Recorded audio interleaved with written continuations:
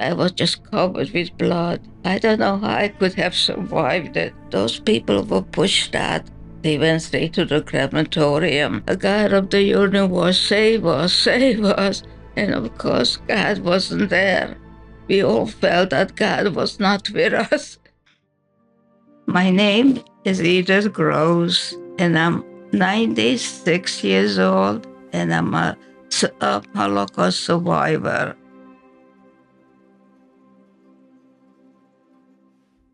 I was born in Czechoslovakia.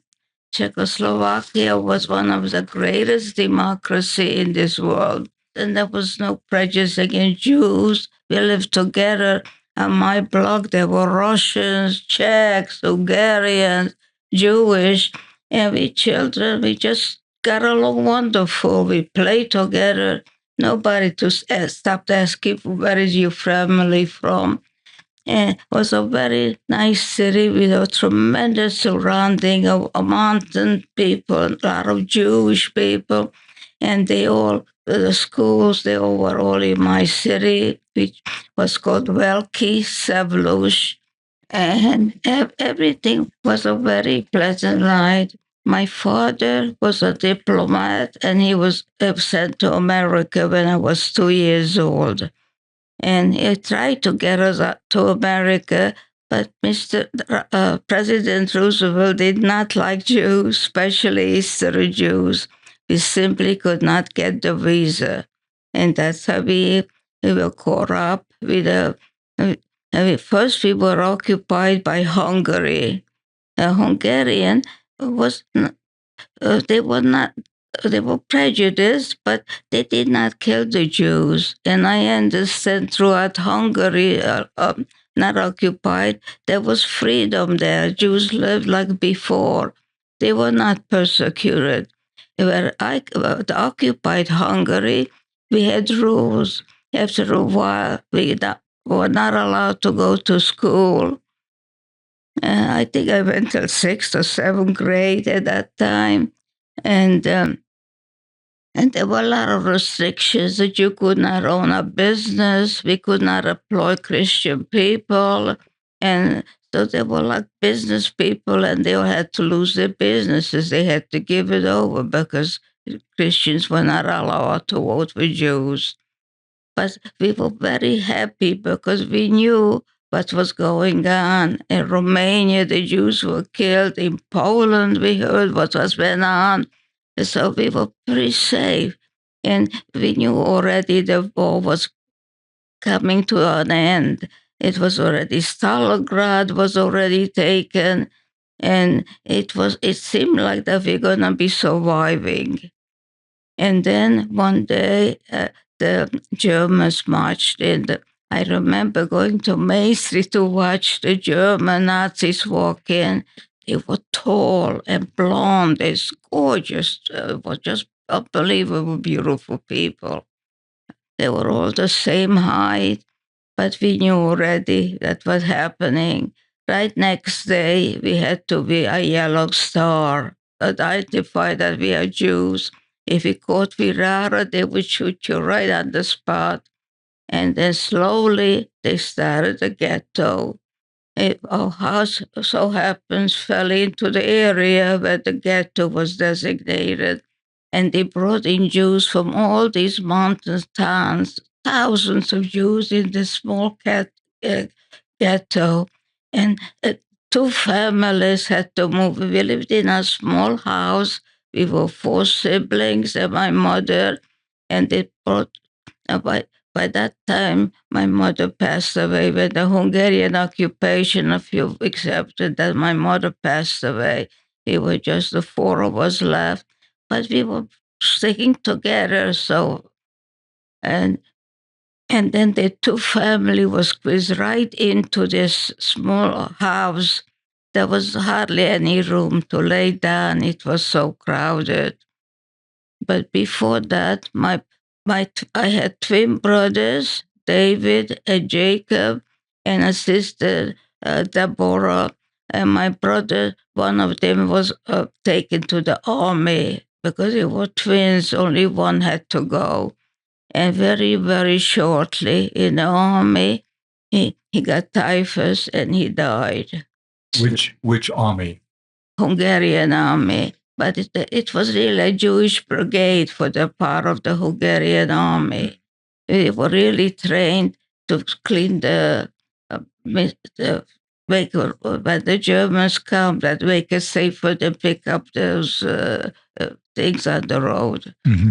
And well, anyway, when the Germans walked in, I mean, everything changed, of course. Meantime, my mother died, and my brother David was gone, and things were getting very tough.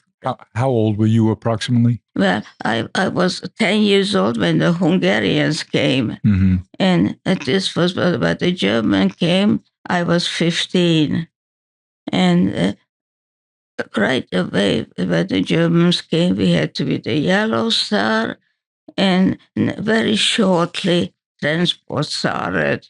And it so happens we ended up the last transport to go from our city.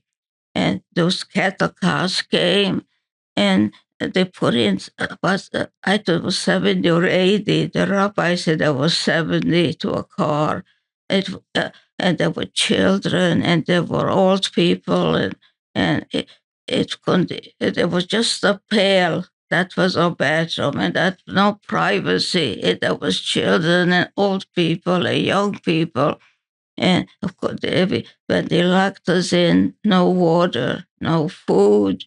And it seemed to us that we were riding for weeks. The rabbi said it was only 2 days, but it just seemed like forever, riding and riding until we finally arrived to Auschwitz.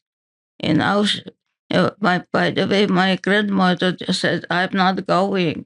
I'm just not going. So the Nazi picked her up and just threw her into a wagon, not even with her family.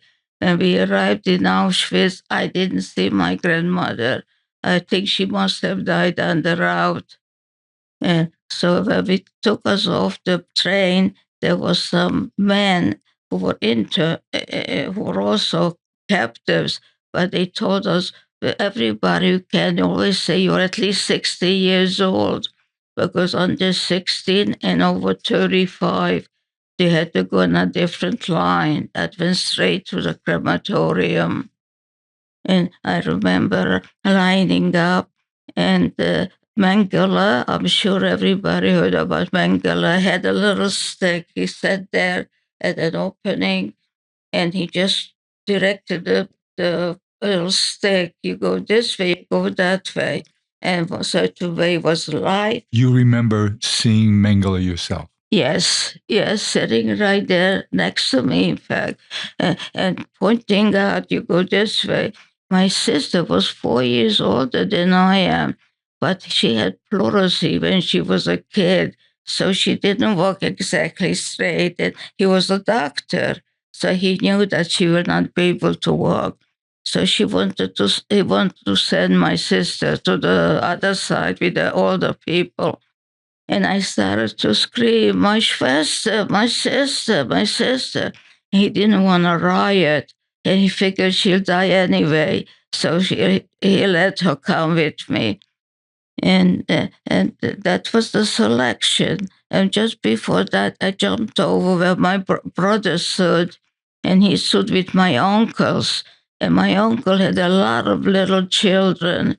He was only 22 years old, but it was a lot of children, and they thought it's his children. So they sent him straight with my uncle, because later on we were able to look in at the man who survived. I did not see my brother. So he must have gone straight to the crematorium with all my uncles.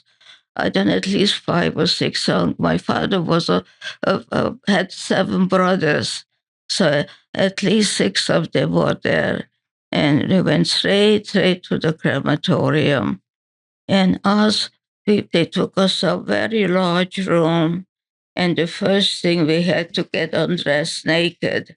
And they shaved us. They shaved our head completely on the ramp, a big area, wherever.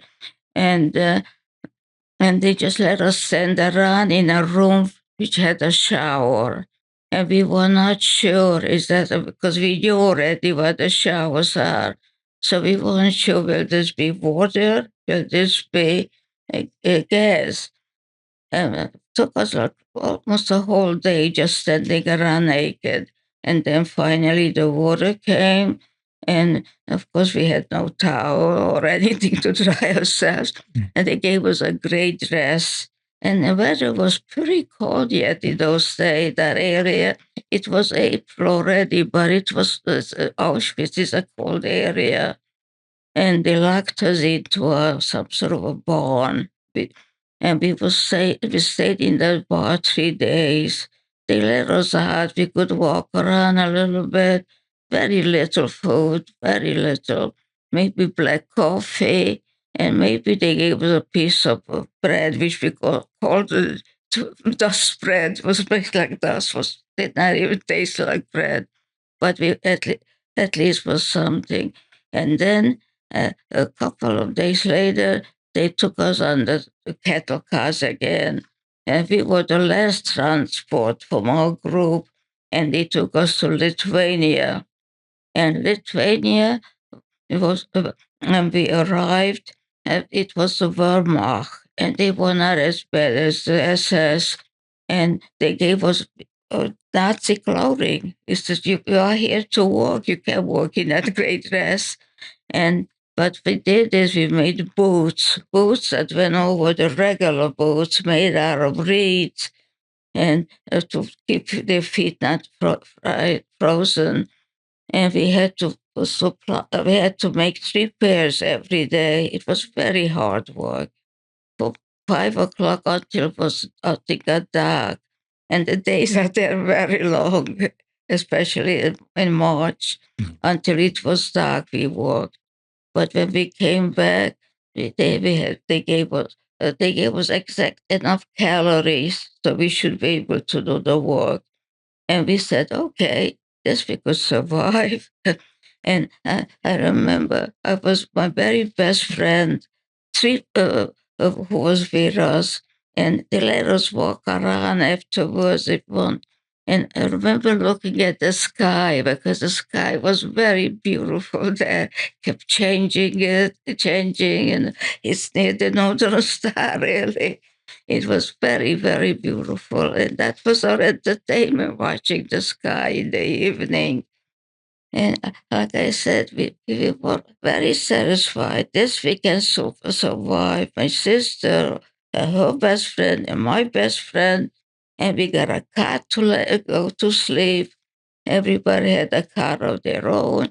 This was luxury, really. And but the problem was one day we started to hear shootings, and the shooting came. The Russians were coming close, so they had to evacuate the camp. So they put us again on the cattle cars, and I think we stopped at least 4 or 5 camps, but that wasn't it. They took us to Stutthof. Now, Stutthof is exactly the same as Auschwitz, except a smaller scale.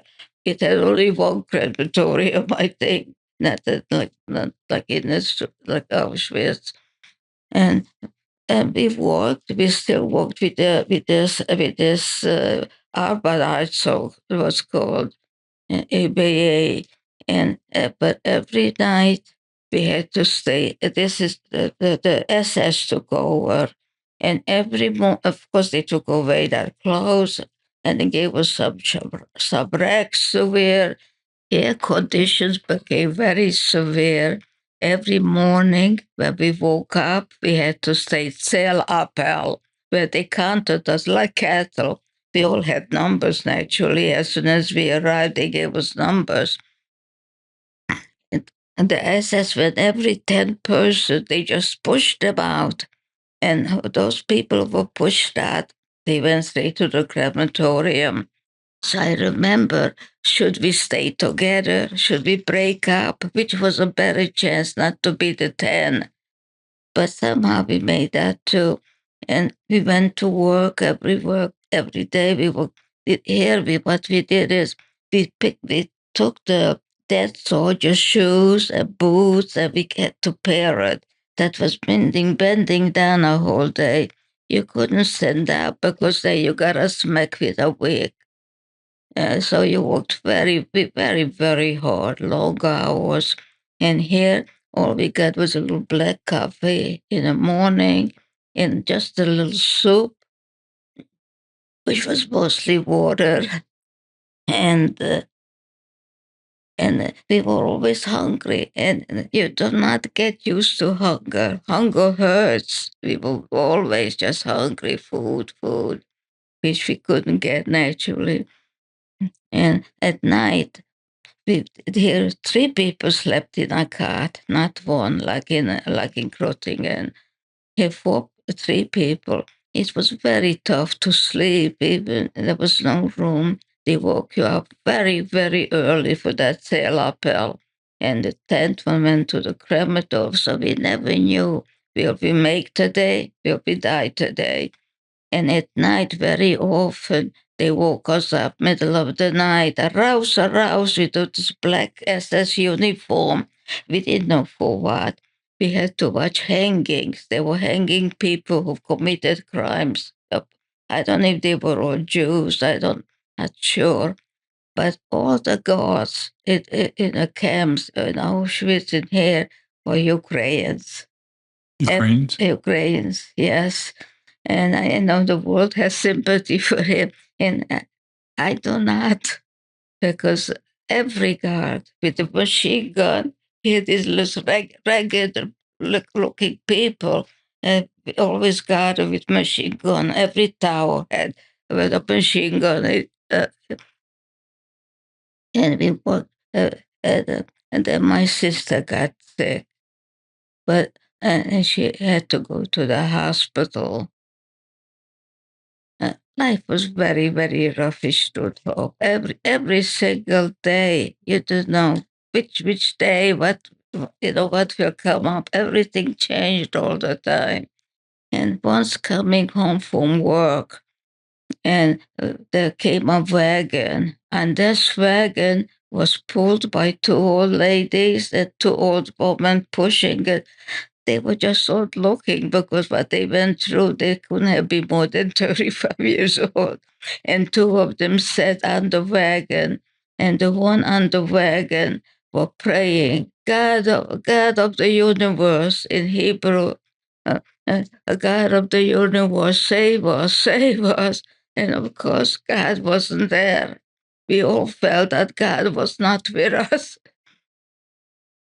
And we watched them. They pulled them all the way to the crematorium. In Strutho was small enough to see where the crematorium one was. And it was a tremendous effect. I think I might have been by 60 years old by then.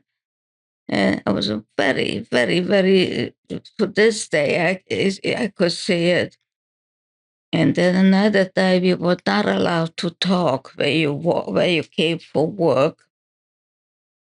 And I don't know, I said something to my sister, and I didn't realize that there were an SS lady right behind us.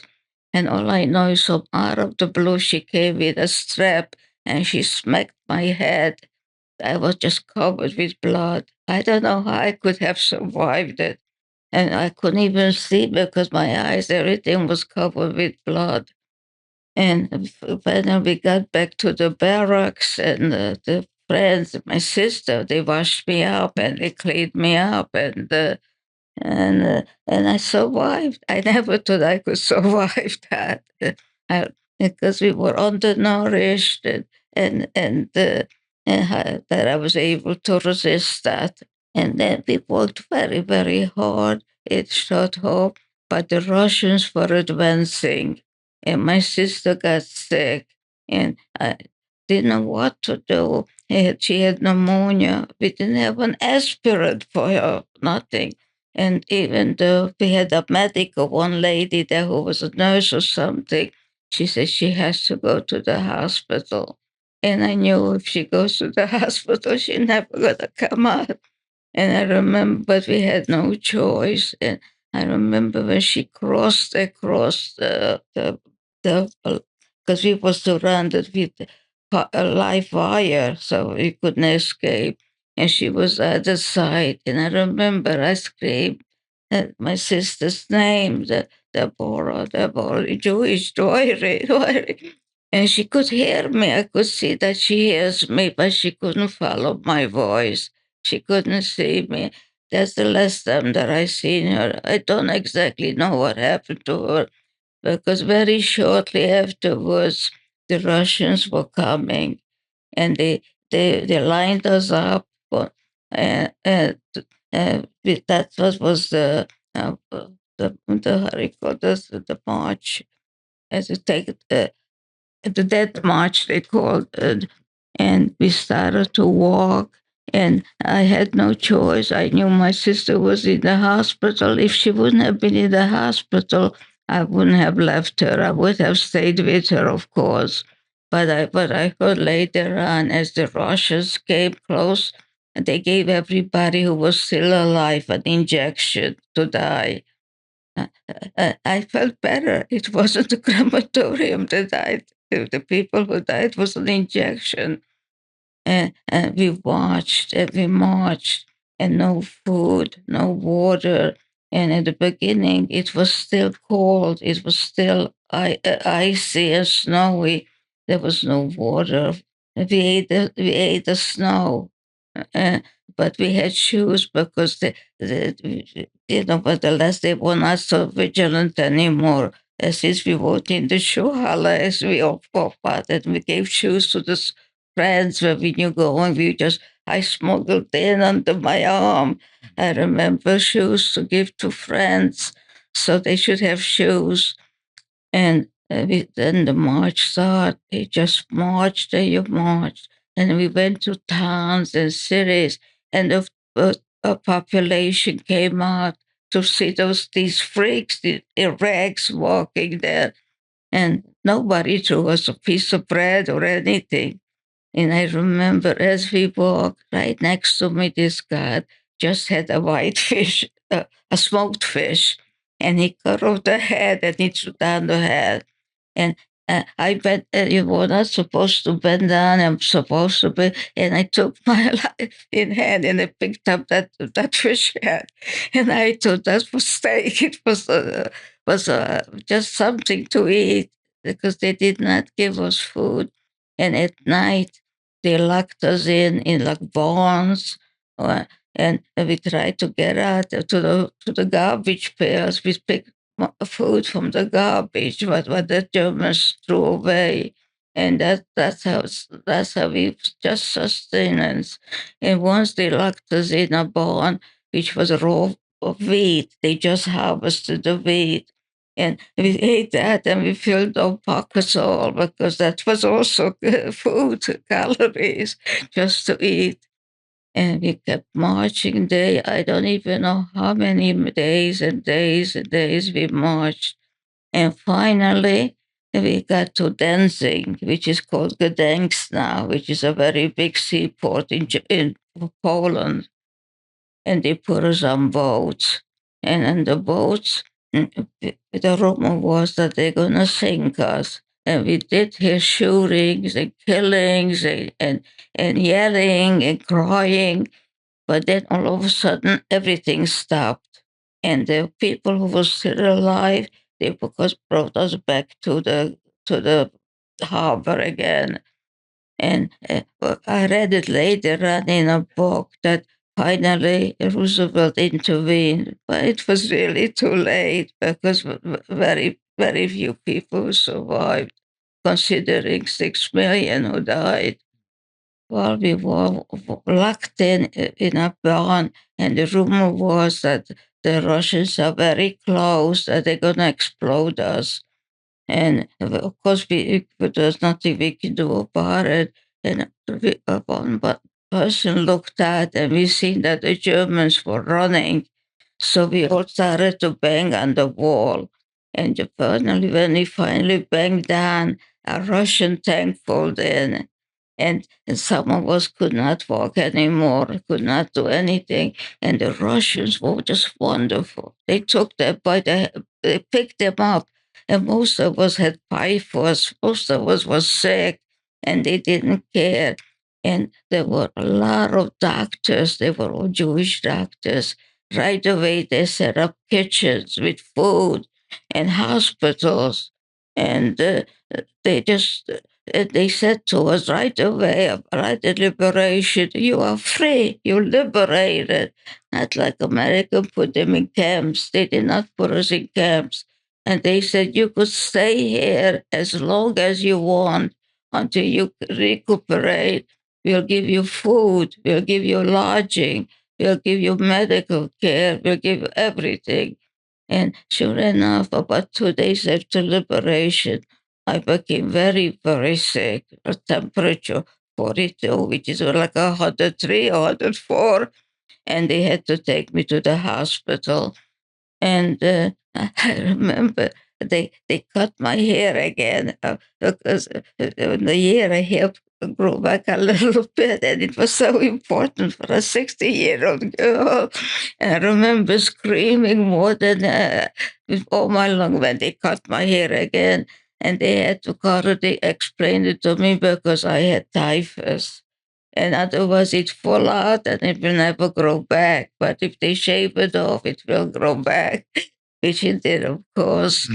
The Russians were really very good liberators, and but there were no trains in those times. There was no transportation, anything.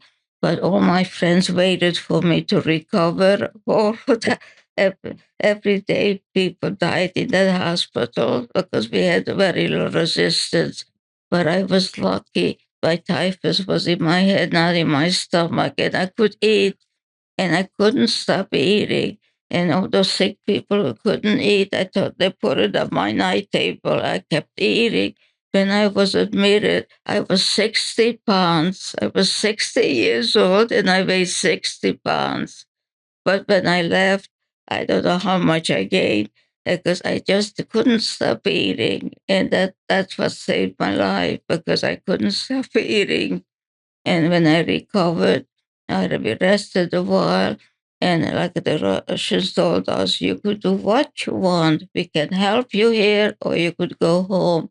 And we were like 7 people from my city. We decided we're gonna go straight. We're gonna try to get back and see what maybe somebody else is survived, which didn't seem like that. I know the day of liberation. I know I should have been happy. And I just said, my God, but I'm alone. Nobody's alive in my family. So it wasn't a happy day. It was just a liberation that I could go. And we did start to walk, 7 of us. And as we walked, 2 French soldiers who also were liberated attached themselves to us, which was a wonderful thing because they gave us safety.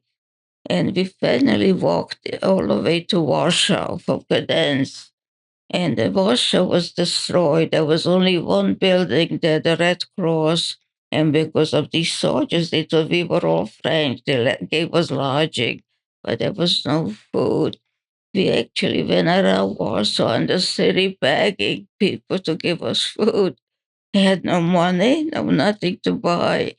I don't know how we managed. We ended up in Katowice, and there, I don't know, we sold things. I sold my boots. I don't know what I did for shoes, but I sold my boots. And so we had a few zlotys, so we were able to buy a little food.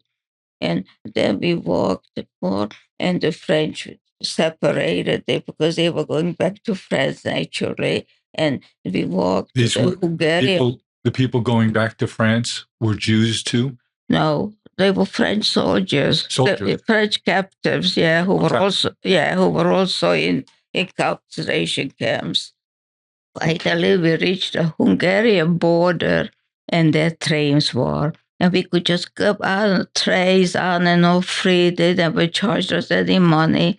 And in most of the stations where the trains stopped, there were Jewish agencies set up with kitchens, with food, and gave us money and food. Edith, what year was this? 1945, 45. at the end of the war. Yeah. And But the war wasn't completely over yet? Not quiet, not yet. It was still fighting, but our area was freed by the Russians. I don't know. I don't think Berlin was freed yet. And we managed to walk, and the Hungarian trace, we went back to our city, to Velki Savlos. In Czechoslovakia, the former Czechoslovakia. Well, we were occupied by Hungary. Yep. It seems that area before World War One was belonged to Hungary. Yep. So we all spoke Hungarian. Was Did you always speak Hebrew? No. What I language? grew up to speak Hungarian and Yiddish. Yes. And Czech and German. Yeah. And I remember at age 5, we spoke all those. In my city, you had to speak all those languages just to exist. Yes. There was Russians, and there were all our neighbors. We were different nationalities, and so finally I got back to this nagyszülősi Hungarian, Velkiszemlési Czech, which means the big grapevine. Those mountains, the Carpathia Mountains that are surrounding our city, the lower levels were all wineries. And a famous wine, the Tokay wine, is made there. And so anyway, when I got home, I went straight. We all separated. Went home to where we lived, and my house was taken apart brick by brick because my mother had jewelry, and actually we tried to hide it, and they found it. So they thought there might be more. So they took the house brick by brick apart. And of course, there was no relatives come back. No relatives came back to Szőlős. And I went across the street, a Hungarian family who was very close to us. The first question says, "What are you doing here? I thought you are all dead." She already lived in my cousin's house. She already took over the Jewish properties. So they were not sorry that the Jews were taken. And my friend, we decided there's nothing there in Solos, what we're going to do there. And I found that I had 2 uncles who survived in Budapest on the Christian papers. Mm-hmm. And my uncle, in fact, he was a Hasid, my uncle Hayam. He had 2 little children, 2 and 4. And my aunt, they lived in Slovakia. She didn't speak Hungarian. So when they went outside, they told the children also, never talk to mommy outside. They told everybody she's deaf and dumb. And she was a very beautiful lady, and everybody felt so sorry for her. And they thought they were Christian. And my uncle put on a green shirt. And one day he had red hair. And one day he passed by the Budapest ghetto and he looked in and he seen some terrible cruelties happening there. And he started to cry. And a Nazi came by. He says, "Are you crying for the Jews?" He says, "No. You see my eyes. It's watering. I have trouble with my eyes." So they did let him go. This is back home for you. After the war in Budapest. But you said Nazis. There were still Nazis around? No Nazis, but no, the Christians were not sympathetic to the coming back, because that means giving back maybe property. Yeah. Well, in my city, there were 3 people who came back, and there was 20,000 Jews there.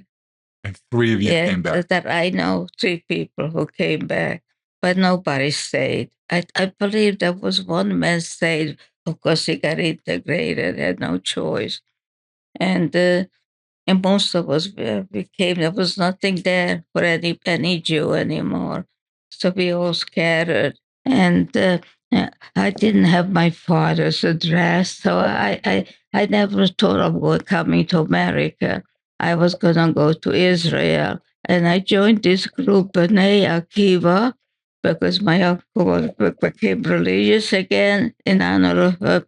And a cousin 1 year older than I am, she also came back. Now, she was liberated by the British, and it was terrible. They did not help the refugees. My cousin died after liberation because they would not give her medicine. And so my cousin was in very bad shape for a long time because she liberated, she was freed, and she died after. Edith, I am, and I suspect a lot of other people would be surprised to hear you say that you were fortunate to be liberated by the Russians because they were good to you. That's not a story I'm familiar with. Yeah, I know. Nobody knows about the Russians, how good they were liberators. They were the best. They really, at night, we had a problem because they did a lot of vodka. So we had to lock the doors and we had to make sure that we always left groups, not one person alone or two. Mhm. Yeah, that was a problem. But it was easy to solve. It was not they were very good to us when they were sober. Mhm. I mean, you would have seen from that place the way they picked up people from the floor who could not walk anymore with typhus, and they knew it was typhus, and they carried them. And same day they were liberated. There was a hospital with doctors. I must say, all the doctors were Jewish. I remember every day the doctor coming in asking me Russian. I spoke perfect Russian. How do you feel, little girl? Uh, uh, and I says, Doctor, I am hungry. I'm just hungry. This was after liberation, but they gave me all the food there was. I just couldn't stop eating. Yeah. From 60 pounds, I think it was like 90 pounds when I left that hospital. Wow. Like I didn't stop eating. I couldn't stop eating, and that's what really saved my life. And anyway, I when I found out that my uncles are in Budapest, the trains were free. We could just travel alone, all the refugees. And like I said, in every station, there were already people waiting for us with food and money. And finally, we arrived in Budapest, and I went to my uncle. Who were you with then? Your friend or your cousin? Were the two of you traveling? No. My cousin came home later while I was in Budapest, and she also found her way to find out that uncle is alive. So we came to my uncle's. And in Budapest. Yeah, but he had no room. He lived in a two-room apartment with two children. We slept on the floor because he didn't have anything. He was just happy to survive, food or anything. Food was very scarce for the population after the war. Yeah. Everywhere. And so while I was by my uncle, my cousin came, and she was a year older than I am. Mhm. And we realized we cannot stay here. So we joined the organization, B'nai Akiva Zionist organization, because he's religious. That's a religious. And they promised you an opportunity to go to Israel? Yeah. And I didn't want to come to America, really. I didn't want to live. Why? See, as a childish idea I had that Palestine is all Jewish. I didn't know about the Arabs or all that. I just thought that's a place for Jews. Mhm. And and and my cousin also, we decided, although my cousin on her mother's side, she had three more uncles in America and an aunt. But we decided we're gonna go to Israel instead of America. And my father, like I said, he was a diplomat, and I didn't have his address, but the Red Cross, he was searching because searching for all four of us, but he found that right away there was only me who survived. And he right away was a letter waiting in the Hayas was that up for the Jews.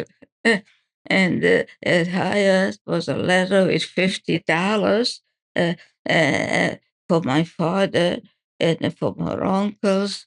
And And right away, my father said, go straight to the American consulate and register.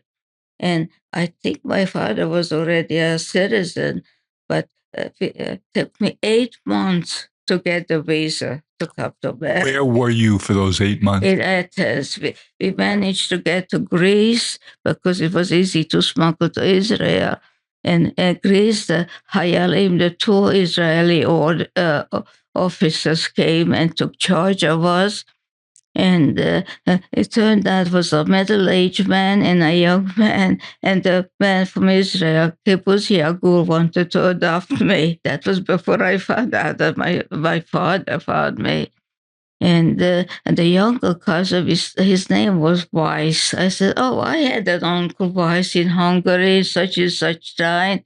It turned out that his uncle was married to my aunt. Mm. They say the Jews is one family. He definitely showed it. And of course, he had a jeep. He was a Israeli soldier. He was riding the jeep, which was a big deal to us. Yeah. And finally, when we got to Greece, they made like a settlement. We worked on the fields. In Greece? In Greece, yeah, near Athens. A place called Francoglicia, right outside of Athens. And I remember the bosses in Greece, we used to call them Methuselah because it was so old. And of course and they tried to give us culture. They took us to the opera, and they gave us all kind of things because most of us were young kids. I don't think any of us was more than 20 years old among us. Mm. And we were nice few hundred people together there, and we worked. And like I said, my father started a visa, and my cousin also, because there was four uncles and an aunt after the war, and we lived in Greece for 8 months. And they really tried to give us civilization, try to make us humane again, able to live normal again, and think normal. I remember once going to the movies, my cousin and I, and we didn't know it was a Greek movie. We didn't know Greek yet, and it was full of nuns and priests, and we were so scared. We were so scared. And we couldn't get up in the middle because that would be so. So we had to sit through something. I think with some crucifixion, something there, uh, uh, and but Greece. That was because that's the first time that I ate spaghetti, and they put peanut butter on spaghetti. And I thought that was the most gourmet thing I ever ate in my life. Yeah, I guess, we actually worked in the fields that we maintained until here and there, so they tried to smuggle in one or two people in an illegal way.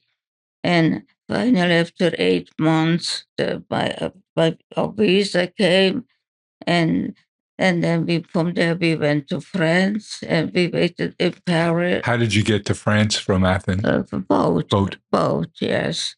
I guess my father, I guess, and my cousin's uncles paid the fee, and then we ended up in Paris, and we waited 4 weeks in Paris for Warsaw coming the boat. And then walking on the street, I hear somebody speaking Hungarian. So naturally, I went right over to them. I said, yes, well, where are you from? I said, from Nagy Szőlős in Hungarian. He says, oh, I know no people from there. And it turned out to my best friend who was in France in a different route because she went in after war.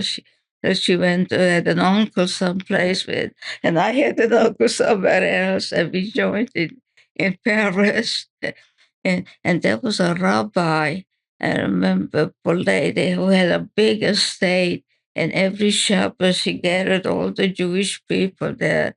So you really in Paris. in Paris, outside of Paris, Yeah. one of those mansions, uh, and kept Shabbos there, and it was life again and again, sort of, yeah. And it was nice being a month in Paris, and we really got to see everything and everywhere. Much evidence of the war. This is on my way to America Yeah. already. Yes, I did not want to come. I really wanted to go to, but and I felt obligated all my life. I was waiting to come to America, and I felt and thing is, I wrote a letter to my father. I had a feeling he might have been remarried, and I wouldn't have come then.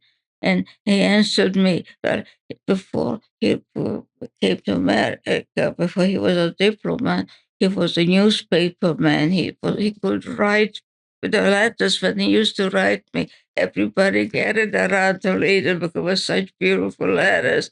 And he writes to me, I'm listening to the radio and I'm dreaming about my beautiful daughter. So how could I not come? And I didn't know he was married and they had a child. And I came, a 5 year little girl. Of course, when you're coming off the boat, there was a boat strike. So we had to stay 3 days. We were tied up right under the Statue of Liberty. And I was so disappointed. This is the Statue of Liberty. Because my father sent me pictures that you could walk in and up, and from down there it looked like a toy. So small. I expected the Empire State Building, not a tiny little Statue of Liberty.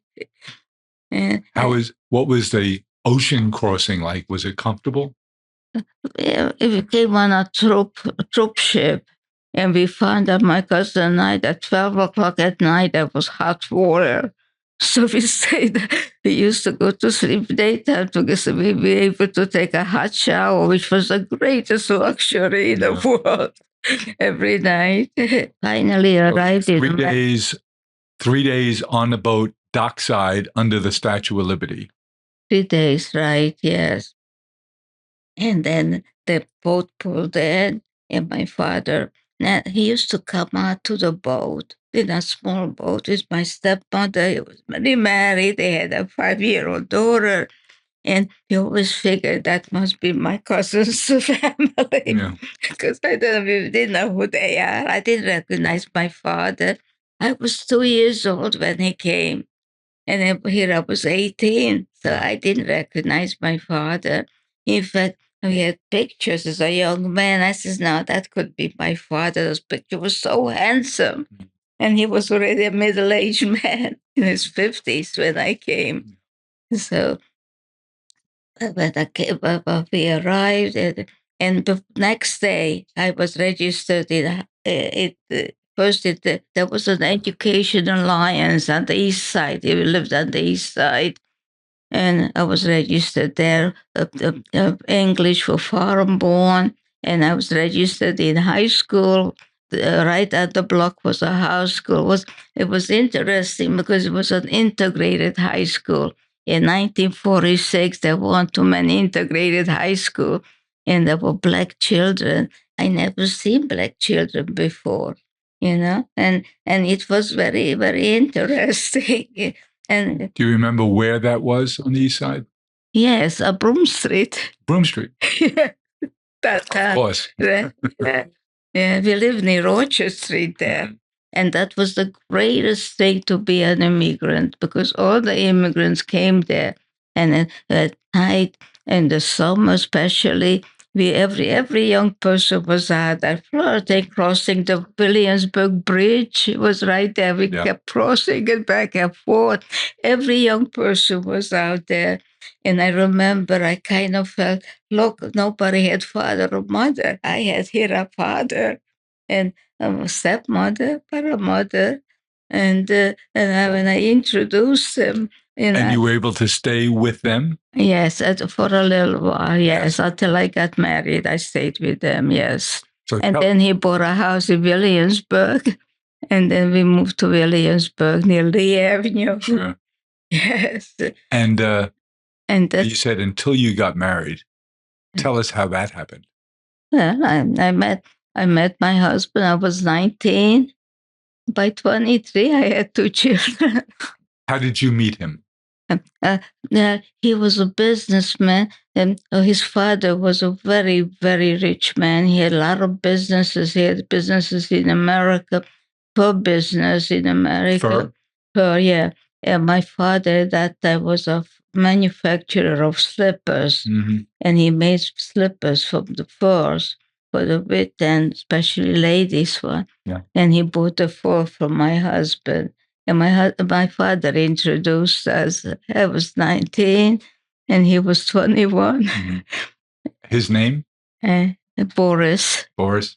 Yeah. And Rabinovici. And so, what was life like as a young 23-year-old married lady with two children? Yeah. But I managed to finishing high school. I managed to do one beginning in NYU, and then my husband got sick, and he died at 41, and at 39 I was a widow. But there was a hospital around the corner, and I got a job. And I was so fascinated with it. I was always dreamed to become a doctor as a child. I don't know why. And I was so fascinated with the medical world. I had to prepare the charts and get all the results. And I felt like I'm in college all over again. And I rose very fast, and I became supervisor. You said after high school you went to NYU? NYU. And then I rose so fast. I became supervisor of cancer detection. And thank God, my husband died when he was 41 years old. And I gave my children the best education as far as they wanted to go. My son David was a doctor, a very renowned neurologist in New York City. And my son, he passed away, unfortunately, a few years ago. David did. David, yes. And my Stephen. What did your husband die from at 41 years old? Cancer. Liver cancer. And I was very successful. I gave my children the best education. Where did you raise your children? Brooklyn. Brooklyn? Brooklyn, yes. Where in Brooklyn? In Williamsburg? Canarsie. Canarsie. Canarsie. And then at that time, first we lived in East New York near the hospital. Then we moved to Canarsie. And very shortly, I bought a house, a family house. Did you really? Yes. And my children went, like I said, Steve was educated in Columbia, and Steve had got his degree. His name? My son David, Stephen, my youngest son, went to Columbia. What was his name? Stephen Rabinowitz. And my son David, he graduated from Stony Brook, and then he went to medical school. And he was a very successful physician. And today, my son Steve is a very successful CEO of a very large company.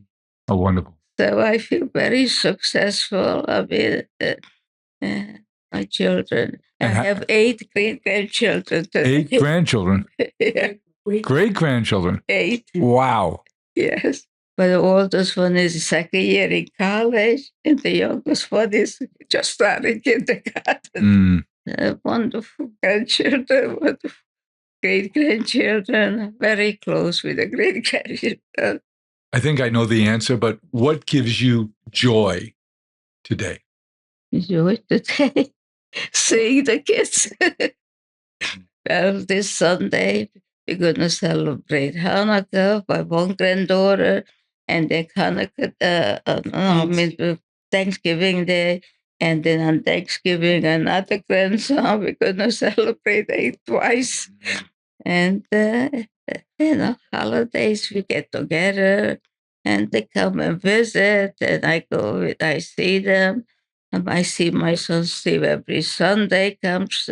We go out for lunch, he and his wife, and sometimes whoever could come.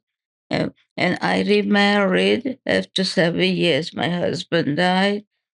We met in the same day. He proposed. And, No. yeah, and I said yes. I went away for one day because I worked 6 days at that A time. long honeymoon of one day. One day, and we met. Yes, we got married. He was a CPA. He worked. He was the top accountant in the city of in New York City, and uh, and as soon as the tax season was over, we met January 1st. And as soon as the tax season was over, we got married. Of course, his family couldn't believe it, and my boys were very happy because How old were your boys then? Very young? they were, no, they were both married already. Oh, okay. Yeah, they were so married very young. Yeah. Very young. At 21, they both married. They met at college. They married both. Yes. And today, like I said, uh, 8 great grandchildren, and I really enjoy them. When you watch the news or read a newspaper today and you hear what's going on in Europe with a ground war in the Ukraine, what do you think about? Well, like I said, I can have sympathy for the Ukrainians. I see them with the machine guns. I know he's a Jewish president and I know it's a different world, but certain things is always there. Like they ask me, do you forgive? No, I don't forgive and I don't forget. You can't forget atrocities who killed your family and all that. So like I said, I never don't forget and I don't forget. That's all there is to it. Yeah. I know the people are different today, although they're coming back to the Nazism, which I never thought I would see in my life. In this country, in this America, and all over the world, the anti-Semitism again.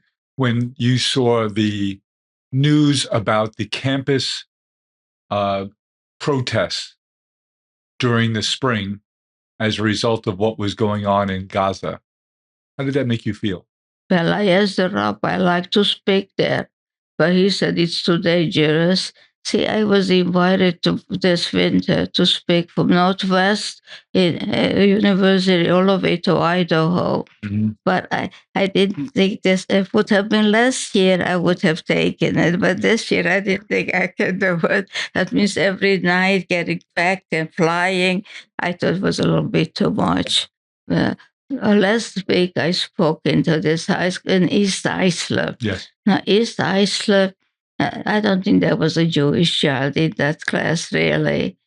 And they invited me to speak. And when we came, everybody was standing and clapping with such a reception. And then, see, usually I have a chance to think, sit down and think. Right away, they gave me the microphone, and the principal sat right next to him. And he took my hand. He was holding on to me, giving, and they were so respectful. And they had such smart questions, these children, after I spoke naturally. And it was really, I never felt so. These were children who really did not know. Sometimes they said they didn't know, and most people really knew what was happening. Yeah. But these people in East Islip didn't know. And a question was, why do you think you were able to survive? Remember, you said your sister used to write beautiful poetry. And I said, and it was emotional, what was your outcome? You stayed able to get up every morning. People said, how were you able to do that? That is no explanation for that. Just some people have life. I don't know. There must be something that everybody's born with a certain kind.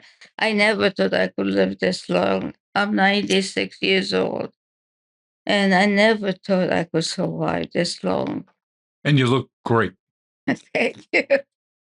when they ask me what's your advice, live your life and give people respect. Don't judge them. Yeah, just don't hate. Don't hate.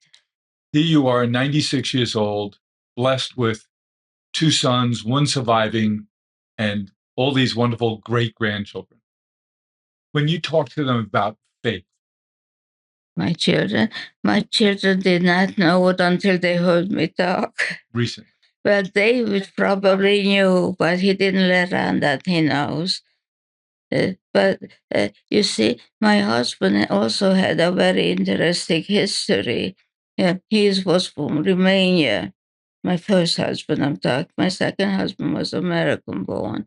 My first husband, he was 16 years old and he was listening to the radio. They were very rich people and they borrowed the Nazis, so their house fell into the ghetto. And everybody in his family was saved. Every single person, because he bought off the Nazis. He was able. That's how much money he had. Yeah, and finally, after 2 months through Israel, he managed to come to America. And when he arrived, he was interviewed, and then he found out that he spoke all languages of Europe, every one of them. He spoke French, English, without an accent. He was very high IQ. So they drafted him right there on the boat. They took him to Kansas City and they made him an American citizen. He never stepped in American soil yet, and he was an American. And they sent him back to Europe, and he worked with all the generals as a translator. Yep. Yeah. And then when the war was finished, he just so happened ended up in Bucharest, and he was walking on the street, and his father came, and he met his father on the street. He didn't know who survived or not. And his father says to him, "What are you doing in a Russian uniform?" He didn't know the difference. He says, "Pop, take another look. This is American uniform." Wow. Yeah. It's every Jew who survived in Europe has some sort of a story. Everybody. It's not something that you did this or you did that. It's just the circumstances. Every turn could have been at the, like every night we went to sleep. We didn't know we're gonna wake up in the morning. If they're gonna kill us middle of the night because we're all those razzia they called it. And so, everything was just a chance, really. I don't know what made me. For my family, my cousin and I were the only one who walked back. There must have been 100 people who were, at least, who was sent to Auschwitz. Very large family. My father, 7 brothers with families and big families. In those days, the average was 5 to 7 or 8 children or more. Have you traveled back to Europe? I traveled after my husband retired. I retired. I was 52. My husband was 55. My second husband, Yeah. and we retired. He had to put in 25 years in the city, and he got his pension. I had to wait for my pension. But didn't matter. We didn't get even Social Security yet, and the first trip was to Israel, Uh-huh. and it was an 18 day. That for me it was the second trip because my husband's sisters who survived, they all moved to Israel. So after he died, I went to meet the family, and I had cousins, who survived, who were managed to get to Israel. And when you hear what's going on in Israel today, what does that do to you emotionally? Very proud. 7 nations are attacking it, and they are winning. They are winning. And they're able to not even lose an inch of territory. In fact, they are occupying there's the next country there. And I'm very, very proud. I'm very sorry when I hear a Jew dying. I die inside. I feel very, very bad. Do you read all the stories? Do you watch the news to keep current on what's going on? Yeah. I was a Jewish broadcasting system, and I watch I-24. Yes. Yeah, which is directly, from Israel, really. Mhm. And I'm very, very proud of them. Very proud. And I'm very proud to be a Jew. We have a change in the president coming in January. Very happy. If you were to have the opportunity to sit down with the soon to be inaugurated President Trump, what would you suggest to him about Europe and about the Middle East? For the Middle East, he's doing the right thing. He right away declared the Golan Heights, the West Bank is part of traditional Israel. And today we know that there was an Israel that every day they finding things that the other day they found things 2,700-year-old, which proves that the Jews were there. And for Europe, I don't know. I don't have sympathy for Europe. There was no country who spoke up for Europe. In Europe, they were not one. The best of all was Italy. Most Jews who did survive, and the people were very, very, very. Even though Tito had to make a concentration camp inside, a lot of them had to be deported because of Hitler insisted on it. And but they had their big camp, and the population came every night and brought their food. They were not, and they were allowed to live to work also. Some of them. So, considering that they were such a close ally to Germany, that I have very warm feelings for the Italians. They saved the most possible Jews. And do you still like spaghetti with peanut butter? Yeah, with peanut butter. I think I outgrew it, but You did go back to Israel years ago. Oh, did you? Yeah. Yeah, I went back 4 times to Israel. Yeah. And one time we joined as volunteers. We worked in the tank corps. And in fact, I was very surprised. Just before this war broke out, Chabad went with 11 people. We went to Israel. And there is a monument honoring my group that came and helped with the Death Corps. And I watched this tank. That time, a tank was created, which is the best in the whole world. And then since they have some better ones now. But I actually worked in that. I worked in the warehouse, and my husband worked at the big chain. And I remember when that big tank rolled out from the where they're making it. Is Simon, my husband, and I, we got a ride on it, and you pushed a button, a bridge opened up. You pushed another button, the people who drive it could escape from the bottom. Such wonders. And it was very, very, very, very 4 weeks we worked in the tank corps. What message would you have, closing, to give to people here in America about understanding and learning history? Why should they? Well, I would suggest number one, don't criticize Israel. You want to have an criticism, move to Israel and live it and see what your opinion would be like. Number one, I would, Jews should stick together. Number two, and take care of each other first, then help others. We do. Edith, it's such a good thing that you're sharing your story with young people, with old people. Thank you. Thank you very much. There's so many lessons. Thank you. Thank you. I'll never forget this discussion. Thank you. Thank you. Thank you.